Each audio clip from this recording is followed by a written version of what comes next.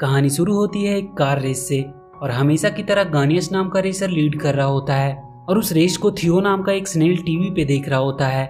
उसका भी हमेशा से सपना था कि वो भी एक दिन एक रेसर बनेगा।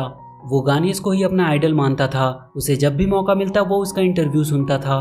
गानियस अपने इंटरव्यू में कहता है कि कोई भी सपना बड़ा नहीं होता और सपना देखने वाला कभी छोटा नहीं होता। ये लाइन थियो को हमेशा मोटिवेट करती थी। थियो का बड़ा भाई चेट उसके रेसर बनने के सपने को लेकर हमेशा चिंतित रहता था।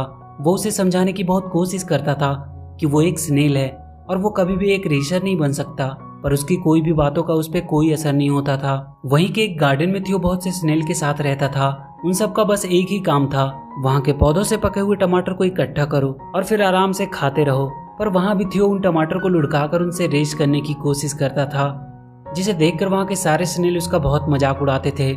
चेट उससे कहता है कि वो कब अपने सर से इस रेस का भूत उतारेगा। वो ये क्यों नहीं समझता कि वो एक स्नेल है और कुदरत ने उन्हें ऐसा नहीं बनाया कि वो एक रेसर बन सके। उसे ये बात मान लेनी चाहिए कि वो एक बहुत ही सुस्त और बेजान जीव है। इस बात को वो जितनी जल्दी एक्सेप्ट कर लेगा उसके लिए उतना ही अच्छा होगा। तभी वहाँ के घर से एक बच्चा अपनी बाइक लेकर बाहर निकलता है।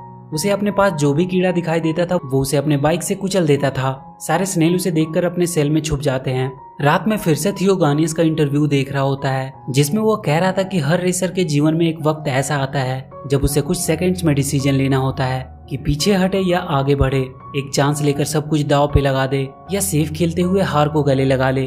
अगले दिन वो सब स्नेल फिर से अपने गार्डन में टमाटर खा रहे होते हैं। तभी एक बड़ा सा पका हुआ टमाटर गिरता है, पर वो लुढ़कता हुआ उनके गार्डन से बाहर गिर जाता है। सारे स्नेल उसे खाने के लिए उसकी तरफ जाने का सोचते हैं। तभी चेट सबको रोक कर कहता है कि आज घास काटने का दिन है, और तभी एक आदमी अपने घास काटने की मशीन लेकर वहां आता है। सारे स्नेल वापस चले जाते हैं। तभी थियो चेट से कहता है कि तुमने इतनी जल्दी हार मान ली। वो उस टमाटर की तरफ देखता है और उसे गानियस की बात याद आती है कि एक चांस लेकर सब कुछ दांव पे लगा दो या फिर हार को गले लगा लो, और वो उस टमाटर की तरफ बढ़ने लगता है। चेट उसे वापस आने को कह रहा होता है, पर थियो को अब वो एक रेस जैसा लग रहा था। उसे घास काटने वाले से पहले टमाटर तक पहुंचना था। वो अपनी पूरी स्पीड के साथ उसकी तरफ बढ़ रहा होता है, पर उसकी स्पीड इतनी कम थी कि बहुत जल्द वो घास काटने वाली मशीन उस तक पहुंचने ही वाली थी और वो उसमें कटकर मरने ही वाला होता है। तभी चेट पाइप के पानी की फोर्सिंग से उसे मशीन से कटने से बचा लेता है। चेट उसके पास आता है और कहता है कि तुम्हें मरने का शौक है क्या? तुम्हारा दिमाग कहाँ है? थियो उदास होकर वहां से चला जाता है और वो रोड के किनारे आ जाता है। तभी एक बड़ा सा ट्रक उसके पास से गुजरता है और वो उड़ता हुआ वहां से दूर एक कार के बोनेट पे गिरता है, जो एक रेसिंग कार थी और रेस स्टार्ट हो चुकी थी और थियो उस गाड़ी के बोनेट पे ही होता है। पहली बार उसने इतनी तेज रफ्तार का अनुभव किया था। उसे बहुत मजा आ रहा होता है। तभी एक झटके से वो कार के इंजन के अंदर चला जाता है। उस कार का ड्राइवर अपनी स्पीड बढ़ाने के लिए नाइट्रस ऑक्साइड का यूज करता है और वो थियो के अंदर भी चला जाता है। उसके सेल में बदलाव होने लगते हैं और तभी वो कार से बाहर निकलकर रोड पे गिर जाता है। सुबह उसकी आंख खुलती है और वो वहाँ पे अपने आप को अकेला पाता है। वो वापस से अपने गार्डन में आ जाता है। तभी वो अपने अंदर कुछ बदलाव महसूस करता है। उसके दोनों आंख किसी कार के हेडलाइट जैसे चमक रहे होते हैं और उसके सेल के पीछे भी लाइट जलने लगी थी। वो इन सबको देखकर बहुत हैरान था। उसकी हरकत एक कार जैसी होने लगी थी। वो इन्हीं सबसे परेशान होकर वहाँ घूम रहा होता है। तभी वहाँ वही बाइक वाला बच्चा आता है जो उसे कुचलने वाला होता है, पर वो बहुत तेजी से उससे बचकर भागने लगता है। उसकी स्पीड अब काफी बढ़ चुकी थी। वो अपनी स्पीड से उसे उसके बाइक से नीचे भी गिरा देता है। ये देखकर वो बच्चा उससे डरकर घर के अंदर भाग जाता है। थियो अपनी स्पीड देखकर बहुत खुश था। वो उस बाइक को ले जाकर उस गार्डन में टकरा देता है, जहाँ बहुत से स्नेल अपनी मीटिंग कर रहे होते हैं। उन सारे स्नेल का लीडर कार्ल थियो और उसके भाई चेट पे बहुत गुस्सा करता है और उन दोनों को अपने समाज से बाहर निकाल देता है। चेट इसके लिए थियो पे बहुत गुस्सा करता है। वो कहता है कि वो कब तक उसकी गलतियों के लिए सबसे माफी मांगता रहेगा। थियो अपने अंदर होने वाले बदलाव को उसे बताने की कोशिश करता है। तभी एक क्रो आकर चेट को अपने पंजों में उठाकर वहां से लेकर चला जाता है। थियो अपनी पूरी स्पीड से उसका पीछा करता है। वो क्रो चेट को खाने ही वाला होता है कि तभी थियो आकर उसे बचा लेता है। चेट थियो को अपने पास देखकर बोलता है कि ये उसने कैसे किया। तभी टीटू नाम का एक लड़का उन दोनों को पकड़कर अपने साथ लेकर चला जाता है। वो उन्हें लेकर एक जगह पहुंचता है जहाँ बहुत से लोग पैसा लगाकर स्नेल की रेस करवाते थे। वहाँ और भी बहुत सारे स्नेल्स थे। उन सबको एक छोटे से रेस ट्रैक पे खड़ा कर दिया जाता है और रेस शुरू हो जाती है। थियो चुपचाप खड़ा होता है। वहाँ के बाकी लोग टीटू पे हंस रहे होते हैं कि उसका स्नेल तो चल भी नहीं पा रहा है। तभी थियो अपनी फुल स्पीड में आगे बढ़ता है। उसके स्पीड से सब कुछ बिखर जाता है। वो वहाँ के आसपास का पूरा एक चक्कर लगाकर वापस आता है। सब उसे देखकर हैरान थे। चेट उसे साइड में ले जाता है और उससे कहता है कि ये तुम्हारे साथ क्या हो रहा है? लगता है तुम्हें कोई खतरनाक बीमारी हो गई है। पर थियो उससे कहता है कि उसे डरने की कोई जरूरत नहीं है, वो बिल्कुल सही है। टीटू थियो को अपने हाथ में उठा लेता है और उससे कहता है कि उसे नहीं पता कि वो कहाँ से आया है, पर वो बहुत कमाल का है। तभी टीटू का भाई उसे आवाज देता है और कहता है कि दुकान में आकर वो कुछ काम भी कर ले। उनका काम टैकोस बेचना है, ना कि स्नेल्स की रेस करवाना। टीटू अपने भाई से कहता है कि अभी तक उसने इस स्नेल की रेस नहीं देखी है, ये बहुत ज्यादा तेज है और अगर वो इसकी रेस करवाते हैं तो वहाँ लोगों की लाइन लग जाएगी और उनके सारे टैकोस भी बिक जाएंगे। उसका भाई उसे सपने देखना बंद करके काम करने को कहता है। टीटू थियो के लिए एक बेड बनाता है और उसे गुड नाइट बोलकर चला जाता है। कुछ देर बाद उसके पास वहाँ के बाकी स्नेल्स आते हैं। उन सब का हेड विप्लैश नाम का एक स्नेल होता है। वो सब थियो से पूछते हैं कि वो इतना तेज कैसे हुआ। वो उसे अपने गैंग में शामिल होने को कहता है, पर थियो उससे कहता है कि वो लोग बहुत स्लो हैं, इसलिए वो उनके गैंग में शामिल नहीं हो सकता। विप्लैश उसे उनके साथ एक रेस करने को कहता है। थियो इसके लिए मान जाता है। विप्लैश उससे कहता है कि जो सबसे पहले उस चमकते हुए स्टार तक पहुंचेगा वही इस रेस का विनर होगा। रेस स्टार्ट हो जाती है। वो सारे स्नेल दिमाग लगाकर वहां लगे तार से स्लाइड होकर जाने लगते हैं। थियो अपनी पूरी स्पीड से उनके पीछे जाता है और बहुत जल्द उनसे आगे भी निकल जाता है, पर वो वहां के तार के अंत में घूमता ही रह जाता है और बाकी के स्नेल उससे पहले स्टार तक पहुंच जाते हैं। विप्लैश उससे कहता है कि सिर्फ तेज होने से कुछ नहीं होता, दिमाग भी होना चाहिए। अगले दिन चेट थियो से कहता है कि तुम कब तक इस टीटू नाम के लड़के के साथ रहने वाले हो, ये तुम्हारा इस्तेमाल अपना धंधा बढ़ाने के लिए कर रहा है। तभी टीटू वहाँ आता है और कहता है कि वो थियो को किसी न किसी तरीके से सब लोग तक पहुंचाएगा और फिर उनके दुकान के पास उसे देखने के लिए बहुत भीड़ लगेगी। तभी थियो वहाँ इंडी 500 कार रेस का पोस्टर देखता है। वो पूरी तेजी से उस पोस्टर के ऊपर घूमने लगता है और टीटू को बताने की कोशिश करता है कि वो इस रेस में भाग लेना चाहता है। टीटू को उसकी बात समझ में आ जाती है। वो जाकर अपने भाई को इस आइडिया के बारे में बताता है, पर उसके भाई को उस स्नेल को रेस में शामिल करने का आइडिया बहुत बुरा लगता है। वो कहता है कि रेस में कुछ नियम होते हैं, वो कभी एक स्नेल को रेस में शामिल नहीं होने देंगे। टीटू कहता है कि उसने रेस के सारे नियम को पढ़ा है और उसमें ये कहीं भी नहीं लिखा है कि एक स्नेल उसमें भाग नहीं ले सकता, उसे सिर्फ रजिस्ट्रेशन कराने के $2000 चाहिए।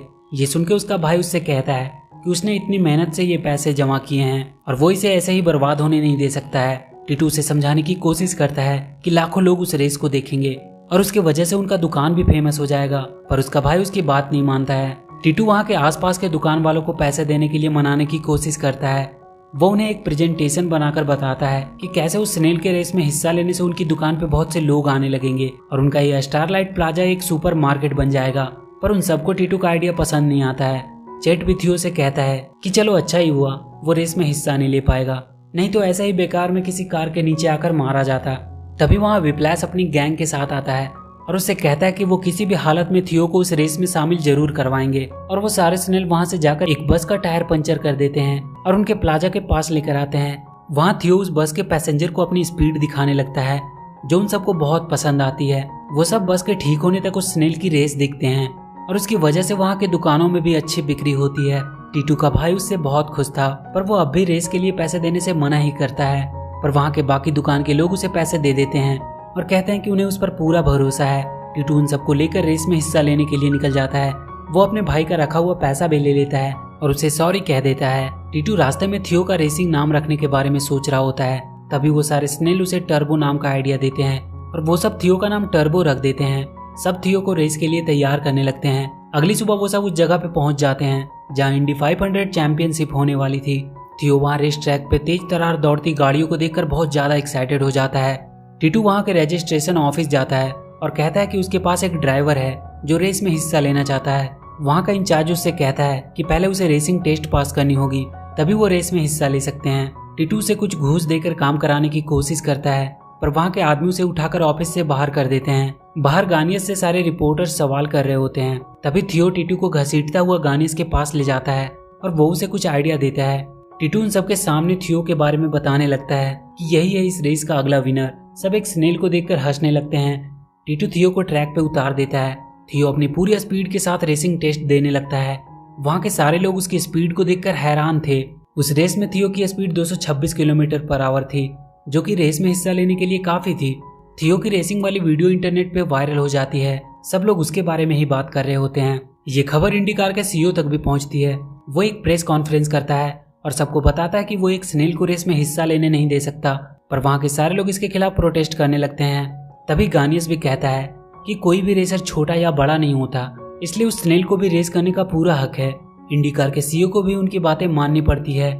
सब लोग बहुत खुश हो जाते हैं, पर चेट अभी भी उदास था। रात में थियो उससे बात करता है कि वो उसके रेस में हिस्सा लेने से खुश क्यों नहीं है। चेट उससे कहता है कि उसे उसकी परवाह है, वहाँ रेस में बहुत सारी गाड़ियां होगी, वो उनका मुकाबला नहीं कर पाएगा। पर थियो उससे कहता है कि उसे अपने आप पे भरोसा है और काश वो भी उस पर थोड़ा भरोसा करता। ये बोलकर वो वहाँ से चला जाता है और वो गानियस के गैराज में पहुंचता है। वहाँ उसकी कार को देखकर उसे उससे प्यार हो जाता है। वो उसके जीते हुए चैंपियन कप को देखने लगता है। तभी वहाँ गानियस आता है और उसे कहता है कि कहीं उसकी नज़र उसके कप पे तो नहीं है।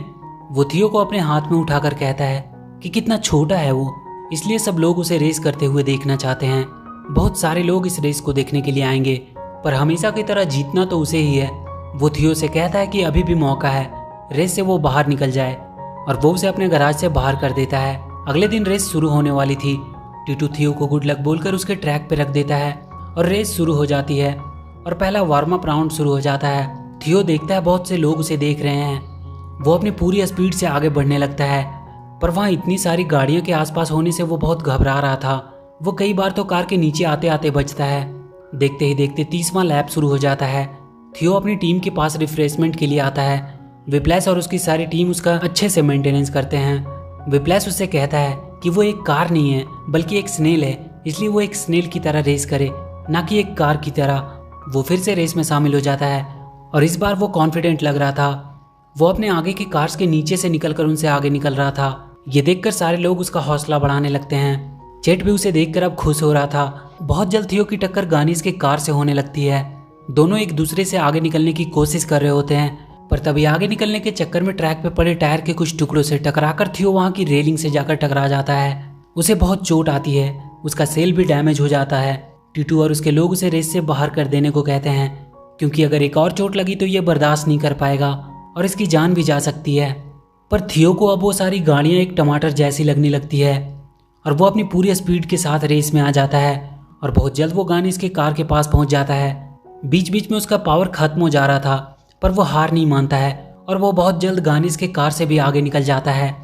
फाइनल लैप अब शुरू हो चुकी थी और थियो सबसे आगे चल रहा होता है। गानिस उससे किसी भी हालत में आगे निकलने की कोशिश करता है और इसी चक्कर में वो भी उन टायर के टुकड़ों की तरफ चला जाता है और उसकी कार आउट ऑफ कंट्रोल हो जाती है।